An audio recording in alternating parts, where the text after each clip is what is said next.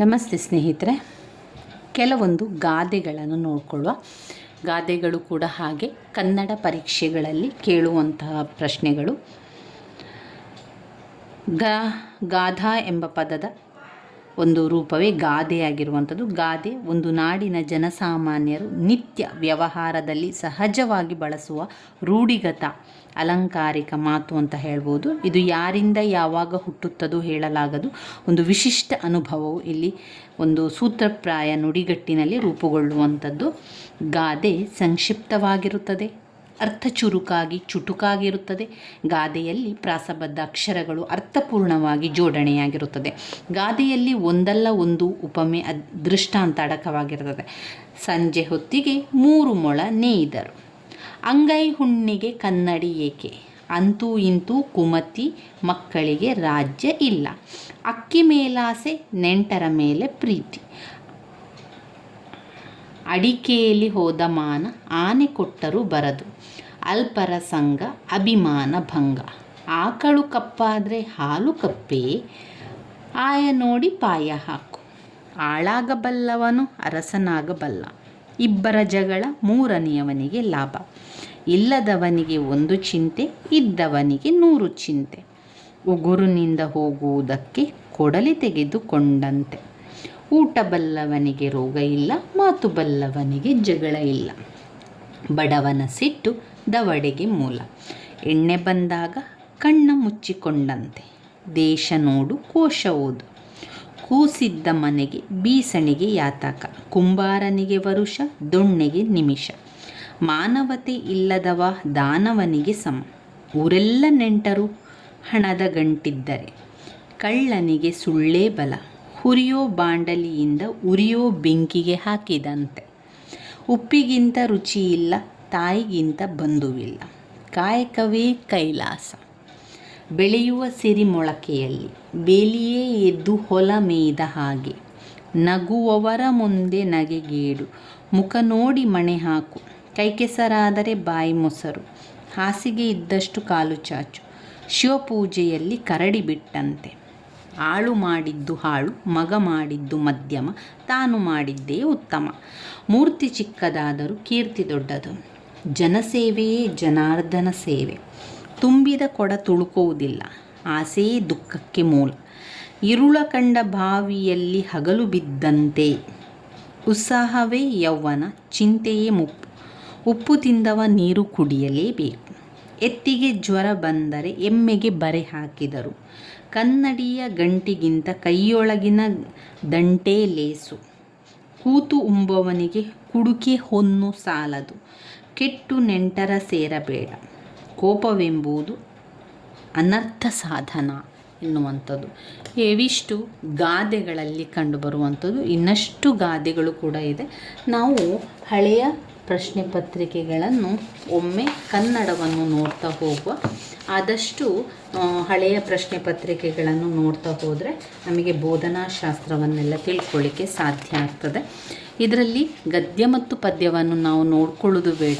ಯಾಕಂದರೆ ಇದು ಯಾವ ಗದ್ಯವನ್ನು ಕೊಡ್ತಾರೆ ಎನ್ನುವಂಥದ್ದು ನಮಗೆ ಗೊತ್ತಿರೋದಿಲ್ಲ. ನಾವು ಅದನ್ನು ಹುಡುಕಬೇಕು. ಅವರು ಕೊಟ್ಟಿರುವಂತಹ ಪ್ರಶ್ನೆ ಈ ಒಂದು ಸಾಲುಗಳಲ್ಲಿ ಎಲ್ಲಿದೆ ಅಂತ ನೋಡ್ಕೊಳ್ಬೇಕು. ಆ ಪ್ರಶ್ನೆಯ ಹತ್ತಿರವೇ ಉತ್ತರಗಳು ಇರೋದರಿಂದ ನಾವು ಗದ್ಯ ಮತ್ತು ಪದ್ಯವನ್ನು ಬಿಟ್ಟು 15ರ ತನಕ ಪದ್ಯದ ಪ್ರಶ್ನೋತ್ತರಗಳು ಬರ್ತದೆ. 16ರ ನಂತರ ಬೋಧನಾಶಾಸ್ತ್ರ ಇರುವಂಥದ್ದು. ಅದನ್ನೆಲ್ಲ ಕೂಡ ಹಳೆಯ ಪ್ರಶ್ನೆ ಪತ್ರಿಕೆಯಲ್ಲಿರುವಂತಹ ಎಲ್ಲ ಕನ್ನಡವನ್ನು ಇವತ್ತು ನೋಡ್ತಾ ಹೋಗುವ. ಮತ್ತೊಮ್ಮೆ ಅಭ್ಯಾಸ ಮಾಡಿದ ರೀತಿಯಲ್ಲಿ ಆಗ್ತದೆ. ಉತ್ತಮ ಆಲಿಸುವಿಕೆಯಂತಹ ಲಕ್ಷಣ ಇದಾಗಿದೆ. ಉತ್ತಮ ಆಲಿಸುವಿಕೆಯ ಲಕ್ಷಣ ಇದಾಗಿದೆ ಅಂತ ಹೇಳಿದಾಗ ಲಕ್ಷಣ ಅಲ್ಲದಿರುವಂಥದ್ದನ್ನು ತೆಗಿತಾ ಹೋಗಬೇಕು. ಮೇಲರಿಮೆ ಅಥವಾ ಕೀಳರಿಮೆಯಿಂದ ಕೇಳುವುದು ಅಲ್ಲ, ಅದು ಲಕ್ಷಣ ಅಲ್ಲ.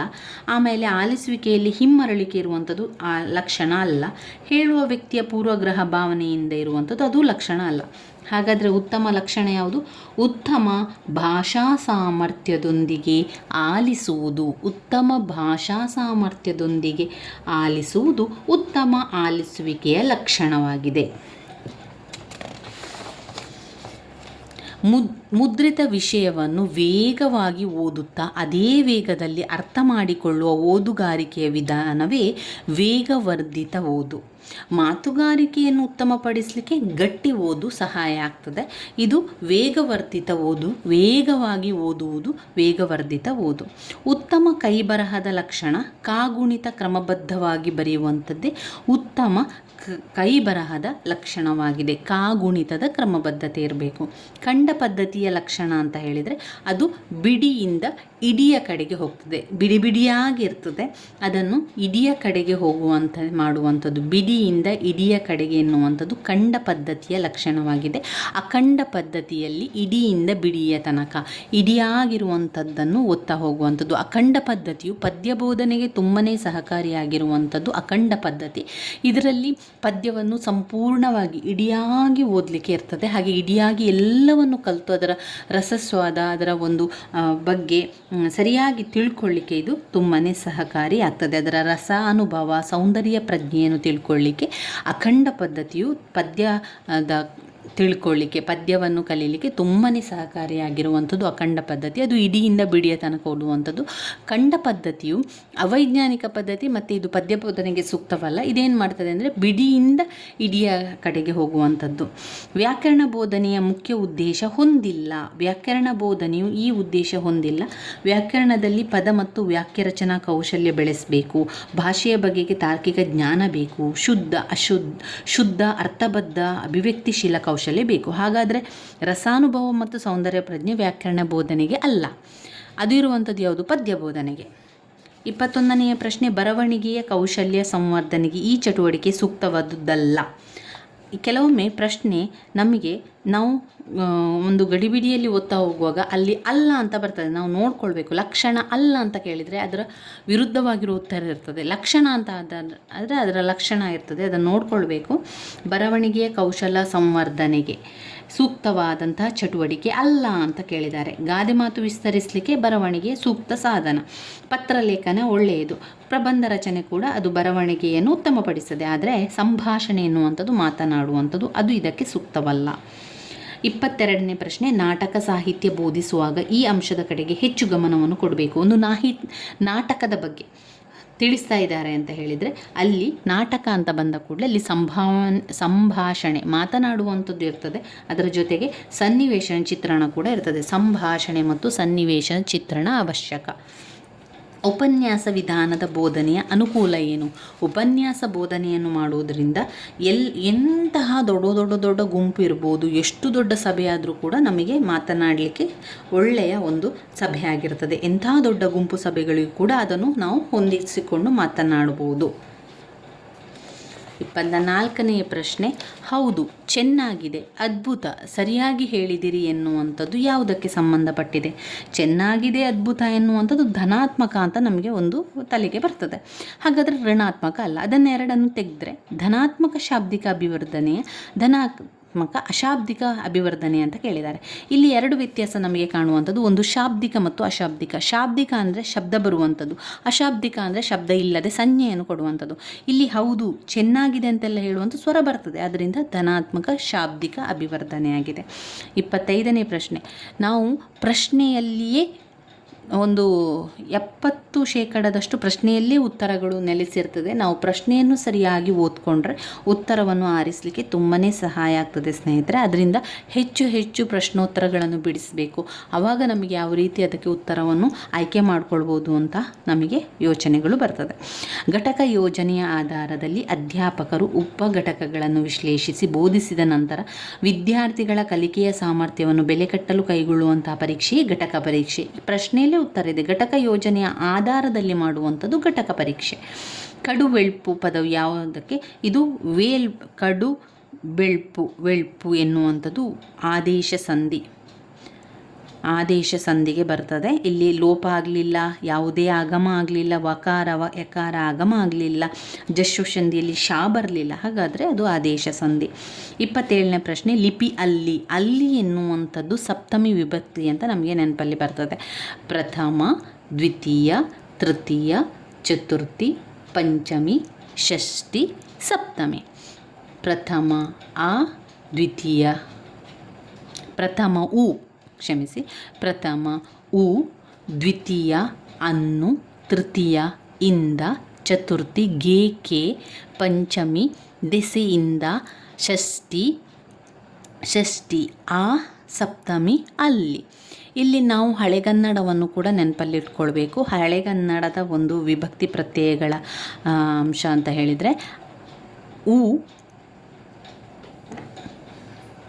ಉ ಎನ್ನುವಂಥದ್ದು ಉ ಎನ್ನುವಂಥದ್ದು ಉ, ಆಮೇಲೆ ಅನ್ನು ಎನ್ನುವಂಥದ್ದು ಇಂದಕ್ಕೆ ಗೇಕೆಗೆ ಗೇಕೆ, ದೆಸೆಯಿಂದ ಪಂಚಮಿಯಲ್ಲಿ ದೆಸೆಯಿಂದ ನಿಮ್ ಅಂತ ಹೇಳುವಂಥದ್ದು ಷಷ್ಠಿ ಆ. ಇದು ಕಾರಕಾರ್ಥದಲ್ಲಿ ಬರುವುದಿಲ್ಲ, ಸಂಬಂಧ ಕಾರಕ ಆಗಿರ್ತದೆ. ಷಷ್ಠಿ ಆ ಎನ್ನುವಂಥದ್ದು ಇಲ್ಲಿ ಹಳೆಗನ್ನಡ ರೂಪ ಅಂತ ಬಂದಾಗ ಅಲ್ಲಿ ಆ ಎನ್ನುವಂತಹ ಶಬ್ದಕ್ಕೆ ನಾವು ಆ ಅಂತ ಬರ್ತದಲ್ಲ, ಆ ಶಬ್ದ ಬರ್ತದೆ. ಆಮೇಲೆ ಸಪ್ತಮಿ ಅಲ್ಲಿ ಅಂತ ಬಂದಾಗ ಓಳ್ ಅಂತ ಹೇಳುವಂಥದ್ದು. ಆಕೆ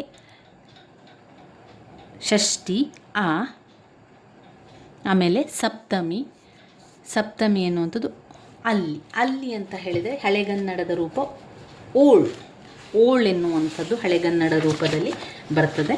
ಇನ್ನು ಕಾರಕಾರ್ಥಗಳನ್ನು ನೋಡಿದರೆ ಮೊದಲನೇದಾಗಿ ಅದನ್ನು ನಾವು ಮಾಡಬೇಕು. 1 ಕರ್ತೃಕಾರಕ, 2 ಕರ್ಮಕಾರಕ,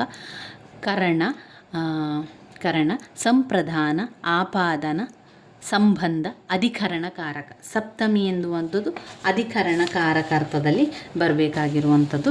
ಇಲ್ಲಿ ಲಿಪಿ ಅಲ್ಲಿ ಅಂತ ಬಂದಾಗ ನಮಗೆ ನೆನಪಲ್ಲಿರಬೇಕು, ಅದು ಸಪ್ತಮಿಯಲ್ಲಿ ಬರುವಂಥದ್ದು.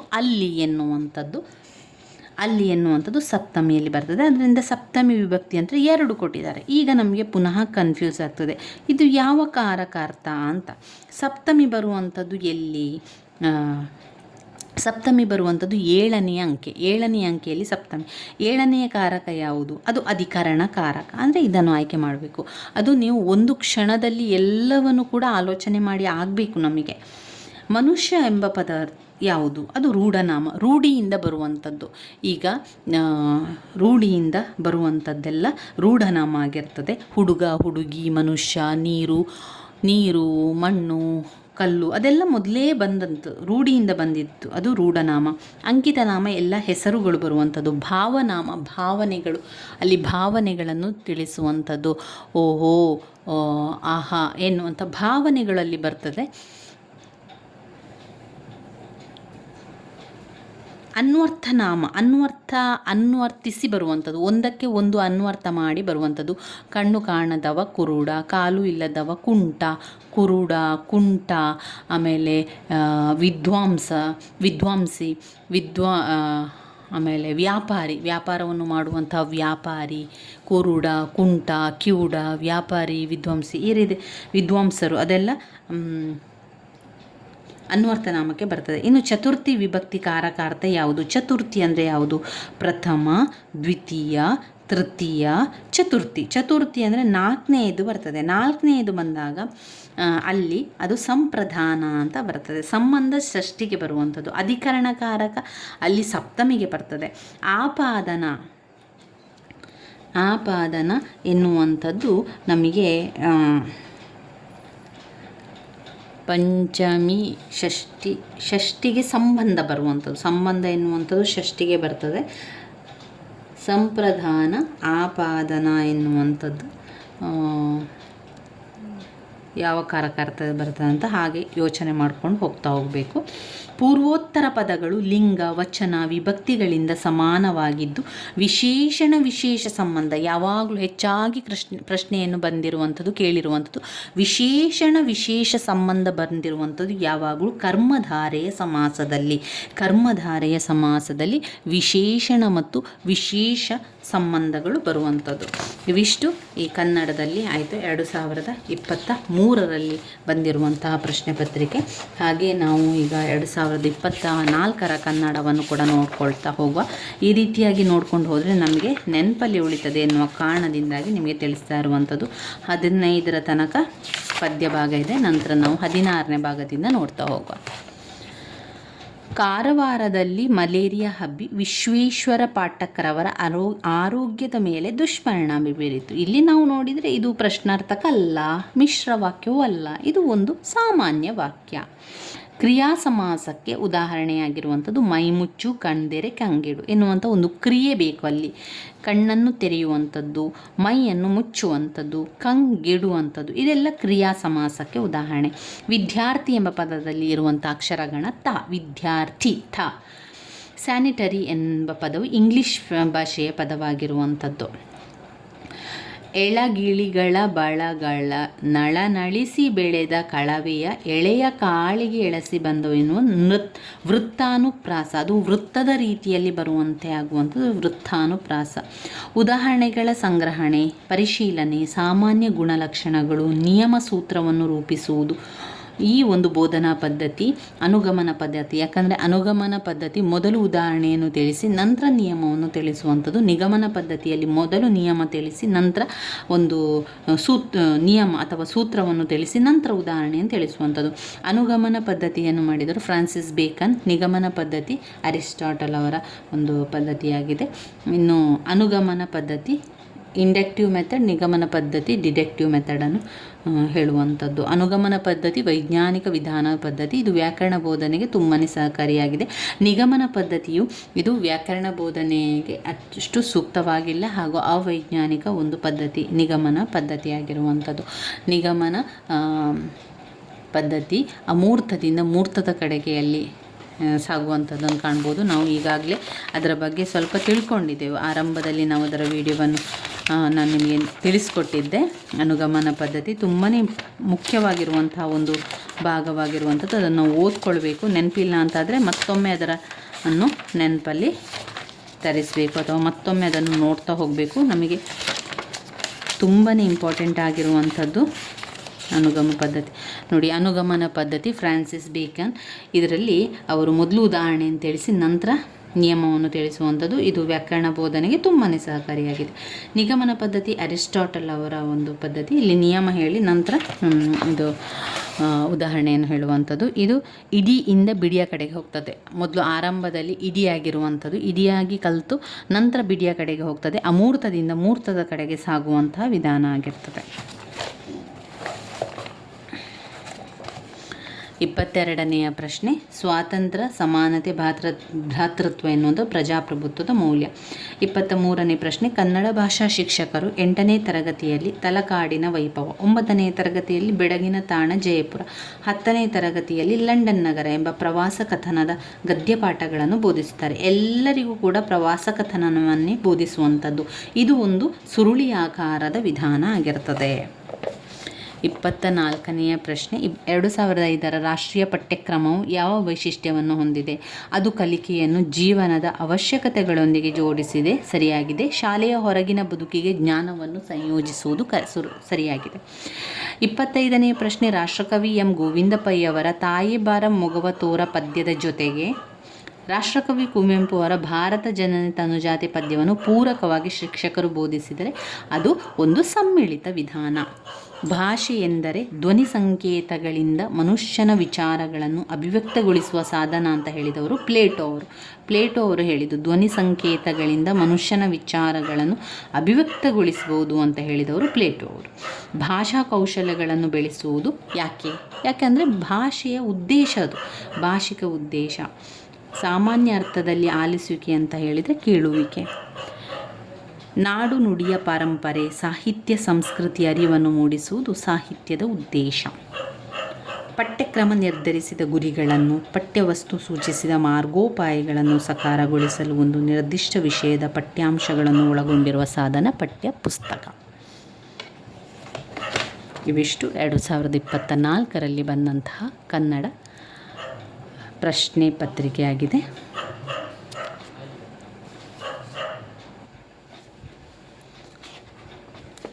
ಎರಡು 2021ರ ಕನ್ನಡ ಪ್ರಶ್ನೆ ಪತ್ರಿಕೆಯನ್ನು ನೋಡುವ.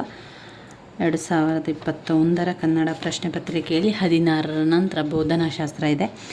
ಭಾಷಾ ಬೋಧನೆ ಮತ್ತು ಕಲಿಕೆಯಲ್ಲಿ ಅವಶ್ಯಕವಾಗಿ ಪಾಲಿಸಬೇಕಾದ ನಿಯಮ ಅಂತ ಹೇಳಿದರೆ ಅದು ಅನುಕರಣೆ ಮತ್ತು ಅಭ್ಯಾಸ.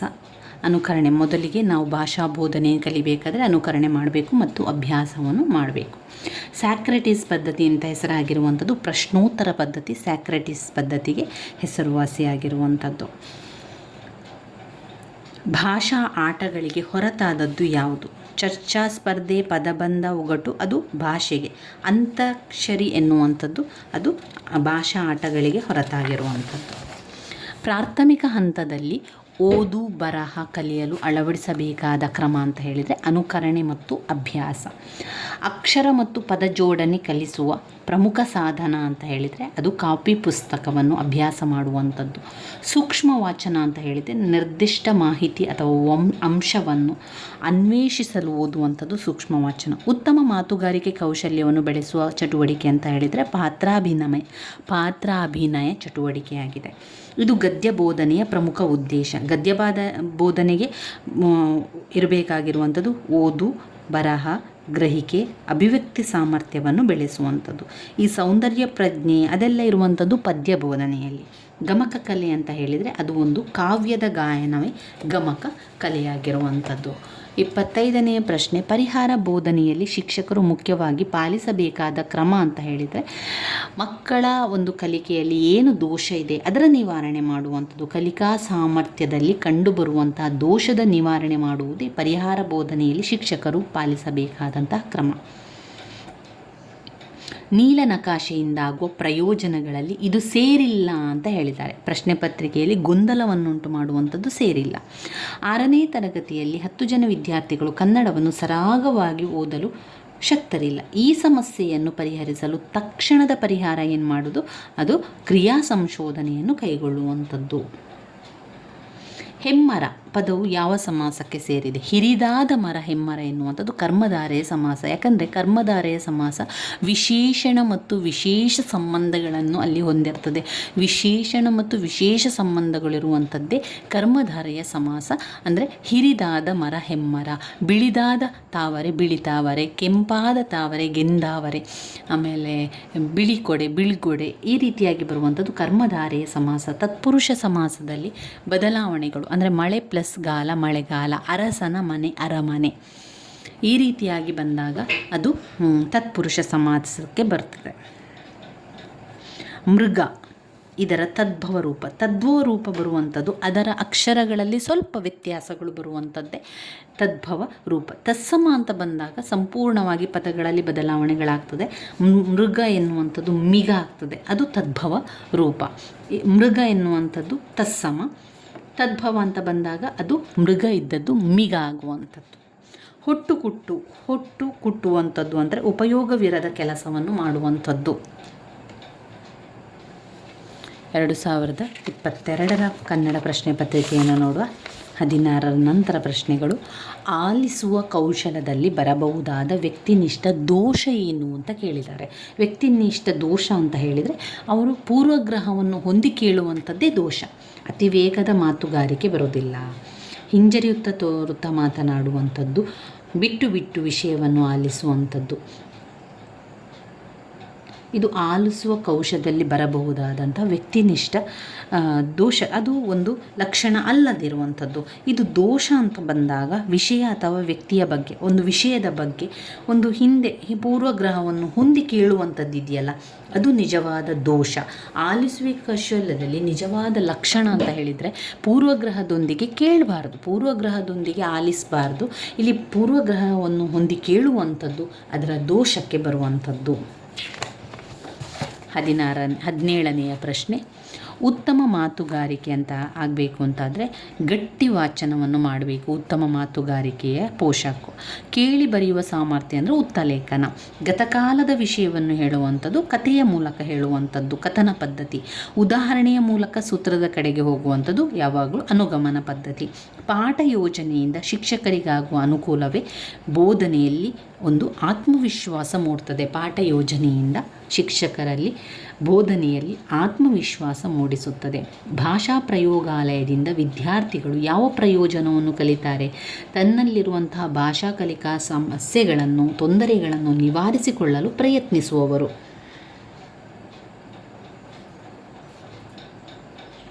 ಕ್ರಿಯಾ ಸಂಶೋಧನೆಯ ಮೊದಲ ಹಂತ ಸಮಸ್ಯೆಯ ಕ್ಷೇತ್ರವನ್ನು ಗುರುತಿಸುವುದು. ಕ್ರಿಯಾ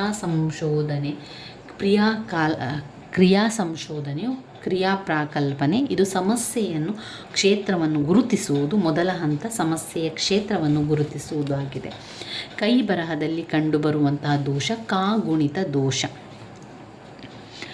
ಪಠ್ಯಪುಸ್ತಕದ ರಚನಾ ತತ್ವ. ಪಠ್ಯಪುಸ್ತಕ ಯಾವ ಮಕ್ಕಳಿಗೋಸ್ಕರ ಇರುವಂಥದ್ದು ಆದ್ದರಿಂದ ಅದು ಶಿಶು ಕೇಂದ್ರಿತ ವ್ಯವಸ್ಥೆ.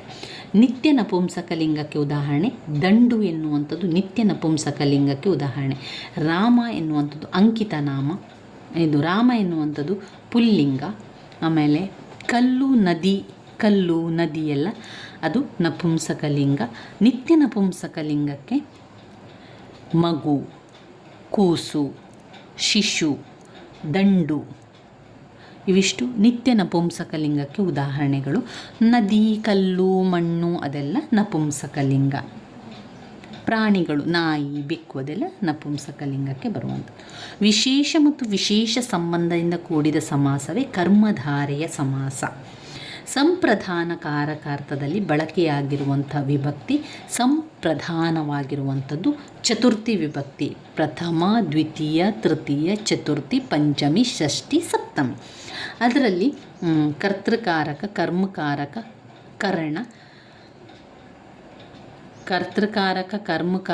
ಕರಣ, ಸಂಪ್ರಧಾನ ಚತುರ್ಥಿ. ನಾಲ್ಕನೆಯದು ಸಂಪ್ರಧಾನ, ಆಪಾದನ, ಸಂಬಂಧ, ಅಧಿಕರಣ ಕಾರಕ. ಸಪ್ತಮಿ ಅಧಿಕರಣ ಕಾರಕ.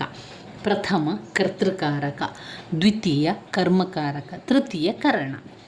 ಅಕರ್ಮಕ ಧಾತುವಿಗೆ ಉದಾಹರಣೆ. ಈಗ ತಿನ್ನು, ಓದು, ಬರೆಯಲ್ಲ ಎನ್ನುವಂಥದ್ದು ಯಾಕೆ, ಏನು, ಎಲ್ಲಿ ಅಂತ ಪ್ರಶ್ನೆಗಳನ್ನು ಹಾಕಲಿಕ್ಕಾಗ್ತದೆ.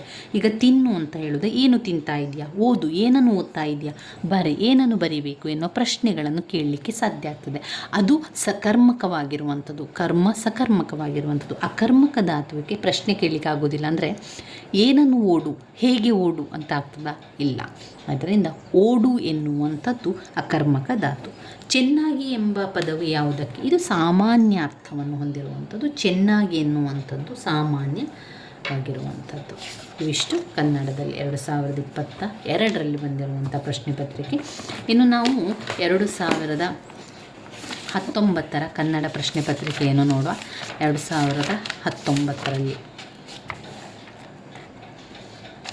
ಇಲ್ಲಿ ಕೂಡ ಹಾಗೆ ಗದ್ಯ ಮತ್ತು ಪದ್ಯವನ್ನು ಬಿಟ್ಟು ನಂತರ ನಾವು ಪ್ರಶ್ನೆಗಳಿಗೆ ಹೋಗುವ. ನಂತರ ಪ್ರಶ್ನೆಗಳಿಗೆ ಹೋದಾಗ ಇಲ್ಲಿ ಆಲಿಸುವಿಕೆಯನ್ನು ಉತ್ತಮಪಡಿಸುವಿಕೆಯ ಪ್ರಮುಖ ಅಂಶಗಳೇನು? ಆಸಕ್ತಿಯಿಂದ, ವಸ್ತುನಿಷ್ಠತೆಯಿಂದ ಹೇಳುವವರನ್ನು ನೋಡುತ್ತಾ ಗ್ರಹಿಸುವುದು ಆಲಿಸುವಿಕೆಯನ್ನು ಉತ್ತಮಪಡಿಸುವಂತಹ ಪ್ರಮುಖ ಅಂಶಗಳು. ಅನುಗಮನ ಪದ್ಧತಿಯ ಪ್ರತಿಪಾದನೆಯನ್ನು ಮಾಡಿದವರು ಫ್ರಾನ್ಸಿಸ್ ಬೇಕನ್. ನಿಗಮನ ಪದ್ಧತಿ ಅರಿಸ್ಟಾಟಲ್. ವಿದ್ಯಾರ್ಥಿಯಲ್ಲಿ ಕಂಡುಬರುವ ಉತ್ತಮ ಮಾತುಗಾರಿಕೆಯ ಲಕ್ಷಣ ಅಂತ ಹೇಳಿದರೆ ಇದು ಉದ್ದೇಶಪೂರ್ವಕವಾಗಿ, ಮಾನಸಿಕ ಸಿದ್ಧತೆಯಿಂದ, ಸರಳವಾಗಿ, ಅರ್ಥಬದ್ಧವಾಗಿ, ವ್ಯಾಕರಣಬದ್ಧವಾಗಿ ಮಾತನಾಡುವುದು. 21ನೆಯ ಪ್ರಶ್ನೆ. 8ನೆಯ ತರಗತಿಯ ಬಿ ವಿಭಾಗದ ವಿದ್ಯಾರ್ಥಿಗಳಿಗೆ ಶಿಕ್ಷಕರು ಆಶುಭಾಷಣ, ಏಕಪಾತ್ರ ಅಭಿನಯ, ಚರ್ಚಾ ಸ್ಪರ್ಧೆಯನ್ನು ಏರ್ಪಡಿಸುವುದು ಉದ್ದೇಶ ಅವರ ಮಾತುಗಾರಿಕೆ ಒಳ್ಳೆಯದಾಗಬೇಕು ಎನ್ನುವ ಕಾರಣದಿಂದಾಗಿ ಉತ್ತಮ ಮಾತುಗಾರರನ್ನಾಗಿಸಲು. ಭಾಷೆ ಎನ್ನುವುದು ಅಭಿಪ್ರಾಯಗಳ ಅಭಿವ್ಯಕ್ತಿಯ ಒಂದು ವಿಧಾನ ಅಲ್ಲ, ಅದೊಂದು ರೀತಿಯ ಆಲೋಚನೆ ಎಂದು ಹೇಳಿದವರು ಯಾರು? ಭಾಷೆ ಎನ್ನುವುದು ಅಭಿಪ್ರಾಯಗಳ ಅಭಿವ್ಯಕ್ತಿಯ ಒಂದು ವಿಧಾನ ಅಲ್ಲ, ಅದೊಂದು ರೀತಿಯ ಆಲೋಚನೆ ಅಂತ ಹೇಳಿದವರು. ಅದು ಉತ್ತರಗಳು ಸ್ವಲ್ಪ ಕನ್ಫ್ಯೂಸ್ ಇದೆ. ಆಲೋಚನೆ ಅಂತ ಹೇಳಿದವರು ಎರ್ದಮನ್ ಎನ್ನುವಂಥದ್ದು ನನ್ನ ಒಂದು ಯೋಚನೆ, ಆದರೆ ಅದಕ್ಕೆ ಸರಿಯಾದ ಉತ್ತರ ಗೊತ್ತಿಲ್ಲ. ಸೂಕ್ಷ್ಮ ಸ್ಥೂಲ ಗ್ರಹಿಕೆಯೊಂದಿಗೆ ರಸಭವಗಳ ಪ್ರಶಂಸೆ, ಅಲಂಕಾರ ಬರುವಂಥದ್ದು ಕಾವ್ಯ ಬೋಧನೆಯಲ್ಲಿ. ಓದಿನಲ್ಲಿ ಹಿಮ್ಮರಳುವಿಕೆ ಉಂಟಾಗಲು ಕಾರಣ ಏನು? ಒಂದು ಏಕಾಗ್ರತೆ ಇಲ್ಲ, ಅವಧಾನ ಇಲ್ಲ, ಅರ್ಥಗ್ರಹಣ ಇಲ್ಲದಿರುವಿಕೆ. ವಿದ್ಯಾರ್ಥಿಗಳ ಕಲಿಕೆಯಲ್ಲಿ ಕಂಡುಬರುವ ದೋಷಗಳನ್ನು ನಿವಾರಿಸಲು ಕೈಗೊಳ್ಳುವಂತಹ ಬೋಧನೆ. ಏನಾದರೂ ದೋಷ ಇದೆ ಅಂತ ಹೇಳಿದರೆ ಅಲ್ಲಿ ನಾವು ಪರಿಹಾರ ಬೋಧನೆಯನ್ನು ಮಾಡಬೇಕಾಗ್ತದೆ. ಅಶೋಕನ ಕಾಲದ ಬ್ರಾಹ್ಮಿ ಲಿಪಿ, ಕದಂಬರ ಗತವೈಭವ, ರಾಮಾಯಣದ ಕಥೆಗಳು ಮೂರ್ತ ರೂಪದಿಂದ ಶಾಶ್ವತವಾಗಿ ತಿಳಿಯಲ್ಪಡುವುದು ಯಾವುದರಿಂದ? ಶಾಶ್ವತವಾಗಿರಬೇಕು ಅಂತ ಹೇಳಿದರೆ ಅದು ಬರವಣಿಗೆಯಲ್ಲಿದ್ದರೆ ಮಾತ್ರ ಅದು ಶಾಶ್ವತವಾಗಿರುವುದು. ಅದರಿಂದ ವಿಷಯದ ಬರವಣಿಗೆಯಿಂದ ಅದು ಶಾಶ್ವತವಾಗಿರ್ತದೆ. ಬೋಧನೆ ಮತ್ತು ಕಲಿಕೆ ಪ್ರತಿಯೊಂದು ಹಂತದಲ್ಲಿ ಪ್ರಕ್ರಿಯೆಗಳನ್ನು ಸ್ವೀಕರಿಸುತ್ತಾ ಶಿಕ್ಷಕರು ವಿದ್ಯಾರ್ಥಿಗಳು ಸದಾ ಎಚ್ಚರಿಕೆಯಿಂದ ಇರುವಂತಹ ಮೌಲ್ಯಮಾಪನ ನಿರಂತರ ಮೌಲ್ಯಮಾಪನ ಆಗಿರ್ತದೆ. ಒಂದು ನಿರ್ದಿಷ್ಟ ತರಗತಿಯ ವಿದ್ಯಾರ್ಥಿಗಳಿಗೆ ನಿರ್ದಿಷ್ಟ ಉದ್ದೇಶಗಳಿಗೆ ಅನುಗುಣವಾಗಿ ನಿರ್ದಿಷ್ಟ ವಿಷಯಗಳನ್ನು ಅರ್ಥಬದ್ಧವಾಗಿ ವ್ಯವಸ್ಥಿತವಾಗಿ ತಾರ್ಕಿಕವಾಗಿ ಜೋಡಿಸಿ ಪರಿಣಿತರು ಎಚ್ಚರಿಕೆಯಿಂದ ತಯಾರು ಮಾಡಿರುವುದು ಇದು ಶಿಶು ಕೇಂದ್ರಿತ ಪಠ್ಯಪುಸ್ತಕ. ತರಗತಿಗಳಲ್ಲಿ ಶಿಕ್ಷಕರು ಪಾಠ ಮಾಡುವಾಗ ಕುವೆಂಪು ಅವರ ಬಾಲ್ಯ ಜೀವನ ಮತ್ತು ಸಾಧನೆಗಳನ್ನು ವಿಡಿಯೋ ತೋರಿಸಿ ಮಹತ್ವವನ್ನು ಹೇಳುವಂಥದ್ದು ದೃಕ್ ಮತ್ತು ಶ್ರವಣ ಉಪಕರಣಕ್ಕೆ ಉದಾಹರಣೆ. ವಿದ್ಯಾರ್ಥಿಗಳ ಸಾಧನೆಗಳನ್ನು ನಿರಂತರ ಮೌಲ್ಯಮಾಪನ ಮಾಡುವುದು ಅದು ಘಟಕ ಪರೀಕ್ಷೆಯೇ ನಿರಂತರ ಮೌಲ್ಯಮಾಪನವನ್ನು ಮಾಡುವಂಥದ್ದು ಘಟಕ ಪರೀಕ್ಷೆಯಾಗಿರುತ್ತದೆ. FA ನೈದಾನಿಕ ಪರೀಕ್ಷೆ ಅದು ಸಮಸ್ಯೆ ಬಂದಾಗ ಯಾವುದಾದ್ರೂ ಒಂದು ಅವರಿಗೆ ಮಕ್ಕಳಲ್ಲಿ ಕಲಿಕೆಯಲ್ಲಿ ವಿದ್ಯಾರ್ಥಿಗಳಲ್ಲಿ ಏನಾದರೂ ದೋಷ ಇದೆ, ಅದಕ್ಕೆ ಪರಿಹಾರ ಬೋಧನೆಯನ್ನು ಮಾಡ್ತಾರೆ. ಆದರೆ ಅವರಿಗೆ ಅವರ ಸಮಸ್ಯೆಗಳನ್ನು ಗುರುತಿಸಲಿಕ್ಕೆ ಮಾಡುವಂಥ ಪರೀಕ್ಷೆ ನೈದಾನಿಕ ಪರೀಕ್ಷೆ. ಸಮಸ್ಯೆಗಳು 2019 ಪ್ರಶ್ನೆ ಪತ್ರಿಕೆ ನೋಡಿ ಆಯಿತು. ಈಗ ನಾವು 2017 ಬಂದಂತಹ ಪ್ರಶ್ನೆ ಪತ್ರಿಕೆಯನ್ನು ನೋಡುವ. ಕನ್ನಡ ಪ್ರಶ್ನೆ ಪತ್ರಿಕೆ 2017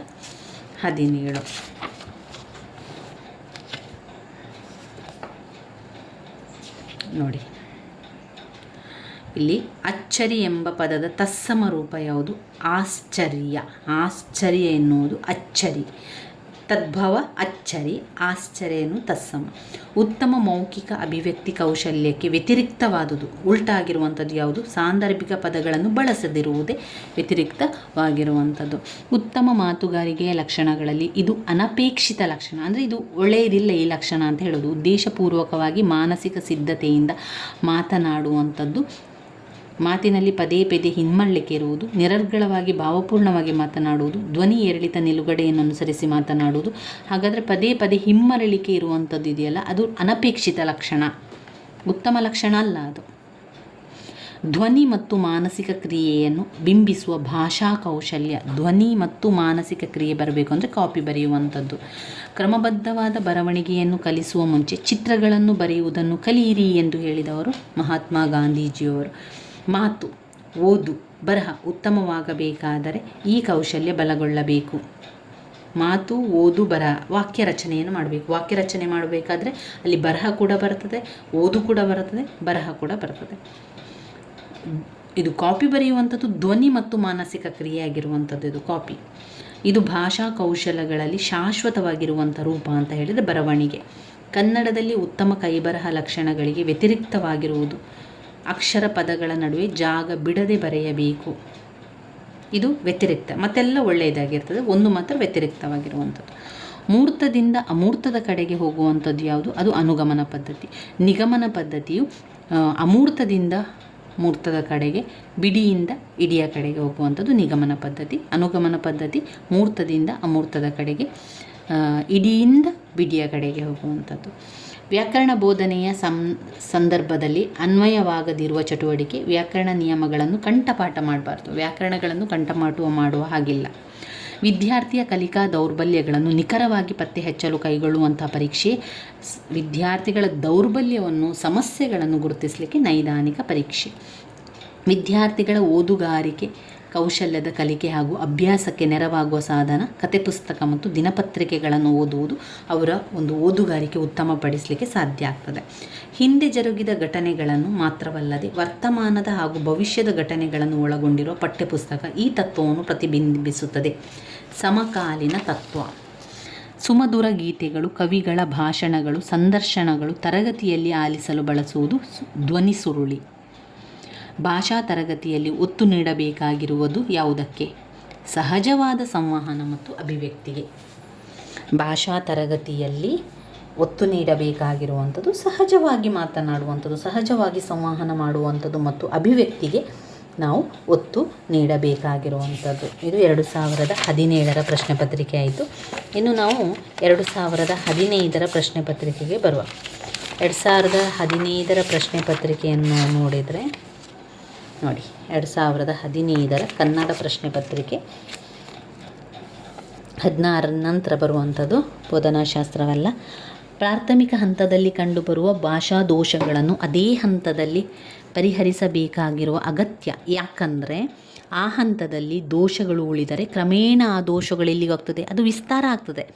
ಆದ್ದರಿಂದ ಭಾಷಾ ಕೌಶಲಗಳ ಕಲಿಕೆಯನ್ನು ಈ ರೀತಿ ನಿರ್ದೇಶಿಸಬೇಕು. ಭಾಷಾ ಕೌಶಲಗಳನ್ನು ಸಮನ್ವಯತೆ ಮತ್ತು ಸುರುಳಿ ಕ್ರಮದಲ್ಲಿ ಬೋಧಿಸುವಂಥದ್ದು. ಭಾಷಾ ಕೌಶಲಗಳನ್ನು ಸುರುಳಿ ಕ್ರಮದಲ್ಲಿ ಬೋಧಿಸುವಂಥದ್ದು. ಓದು ಬರಹಗಳನ್ನು ಕಲಿಸುವ ಆರಂಭಿಕ ಹಂತ ಅನುಕರಣೆ ಮತ್ತು ಅಭ್ಯಾಸ. ಬಾಯ್ದೆರೆ ವಾಚನದಲ್ಲಿ ಪಾಲಿಸಬೇಕಾದ ಮುಖ್ಯವಾದಂತಹ ಗುಣ ಸ್ಪಷ್ಟ ಉಚ್ಚಾರ, ಧ್ವನಿ ಏರಿಳಿತಗಳನ್ನು ಅಳವಡಿಸಿ ಓದುವುದು. ಪಠ್ಯವನ್ನು ಓದಿ ಅರ್ಥೈಸುವ ಸಾಮರ್ಥ್ಯವನ್ನು ಪರೀಕ್ಷಿಸಲು ಬಳಸಬಹುದಾದ ಸಾಧನ ಪಠ್ಯಾಧಾರಿತ ಪ್ರಶ್ನೆಗಳಿಗೆ ಉತ್ತರಗಳನ್ನು ಹೇಳಿಸುವುದು. ಪಠ್ಯವನ್ನು ಓದಿಸುವ ಅರ್ಥೈಸುವ ಸಾಮರ್ಥ್ಯವನ್ನು ಪರೀಕ್ಷಿಸಲು ಇರುವಂಥದ್ದು. ಓದುಗಾರಿಕೆಯಲ್ಲಿ ಪೋಷಿಸಲು ಸೂಕ್ತವಾದ ಚಟುವಟಿಕೆ. ಓದುಗಾರಿಕೆ ಉತ್ತಮಪಡಿಸಬೇಕು ಅಂದರೆ ಕತೆ ಪುಸ್ತಕ ಓದಲಿಕ್ಕೆ ಹೇಳಬೇಕು, ಮತ್ತು ಪ್ರಶ್ನೆದು ನಮ್ಮ ಪತ್ರಿಕೆಯನ್ನು ಓದಲಿಕ್ಕೆ ಹೇಳಬೇಕು. ಪತ್ರಿಕೆ ಮತ್ತು ನಿಯತಕಾಲಿಕಗಳು, ಕತೆ ಪುಸ್ತಕಗಳನ್ನು ಓದಲಿಕ್ಕೆ ಹೇಳಿದರೆ ಓದುಗಾರಿಕೆ ಉತ್ತಮ ಆಗ್ತದೆ. ಬಹುಭಾಷಾ ಮಕ್ಕಳಿರುವ ತರಗತಿಯಲ್ಲಿ ಶಿಕ್ಷಕರು ಹೊಂದಿರಬೇಕಾದಂಥ ಆಶಯ ವಿದ್ಯಾರ್ಥಿಗಳ ನಡುವೆ ಭಾಷಾ ಸಾಮರ್ಥ್ಯ ಬೆಳೆಸಲು ನೆರವಾಗುವಂಥದ್ದು. ಪದ್ಯ ಬೋಧನೆಯಲ್ಲಿ ರಸಸ್ವಾದನೆ ಉದ್ದೇಶ ಸಾಧನೆಗೆ ಪೂರಕವಲ್ಲದ ಚಟುವಟಿಕೆ. ಪದ್ಯವನ್ನು ಬಿಡಿಯಾಗಿ ವಿಶ್ಲೇಷಿಸುವುದು ಪೂರಕ ಅಲ್ಲ. ಇದು ಪರಿಹಾರ ಬೋಧನೆಯ ಆಶಯಕ್ಕೆ ವಿರುದ್ಧವಾದ ವಿರುದ್ಧವಾಗಿರುವಂಥ ಅಂಶ ಅಂತ ಹೇಳಿದರೆ ಕಲಿಕೆಯಲ್ಲಿ ಹಿಂದುಳಿದ ಮಕ್ಕಳನ್ನು ಗುರುತಿಸಿ ಅದೇ ತರಗತಿಯಲ್ಲಿ ಉಳಿಸುವುದು ಲಕ್ಷಣ ಅಲ್ಲ. ಭಾವಪೂರ್ಣ ಮಾತುಗಾರಿಕೆ ಸಾಮರ್ಥ್ಯ ಬೆಳೆಸಲು ಸೂಕ್ತವಾದ ಚಟುವಟಿಕೆ. ಭಾವನೆ ಇರಬೇಕು ಅದರಲ್ಲಿ, ಅದು ಕತೆ ಹೇಳುವಂಥದ್ದಿದ್ದರೆ ಭಾವನೆ ಬರ್ತದೆ. ವಿದ್ಯಾರ್ಥಿಗಳ ಲಿಖಿತ ಅಭಿವ್ಯಕ್ತಿ ಸಾಮರ್ಥ್ಯವನ್ನು ಮೌಲ್ಯಮಾಪನ ಮಾಡಲು ಇದು ಸೂಕ್ತ ಸಾಧನ. ಪ್ರಬಂಧ ಬರೆಯುವಂಥದ್ದಿದೆಯಲ್ಲ, ಪ್ರಬಂಧ ಮಾದರಿಯ ಪ್ರಶ್ನೆಗಳು ನಮಗೆ ಬರವಣಿಗೆಯಲ್ಲಿ ಅಭಿವ್ಯಕ್ತಿಗೆ ಸಾಮರ್ಥ್ಯಕ್ಕೆ ಒಳ್ಳೆಯದು. ಕಿರು ಪರೀಕ್ಷೆಗಳು ಮತ್ತು ವಾರ್ಷಿಕ ಪರೀಕ್ಷೆಗಳಲ್ಲಿ ಅತ್ಯಂತ ಕಡಿಮೆ ಸಾಧನೆ ತೋರುವ ವಿದ್ಯಾರ್ಥಿಗಳಿಗೆ ಪರಿಹಾರ ಬೋಧನೆಯನ್ನು ಮಾಡಬೇಕು. ಒಂದು ಉತ್ತಮ ಭಾಷಾ ಪಠ್ಯಪುಸ್ತಕದ ಸೂಕ್ತವಲ್ಲದ ಅಂಶ ಯಾವುದು? ಪಡಿಯಚ್ಚು ರೀತಿಯ ಆಧಾರಿತ ಪಠ್ಯಪುಸ್ತಕ ಸೂಕ್ತವಲ್ಲದ ಅಂಶ.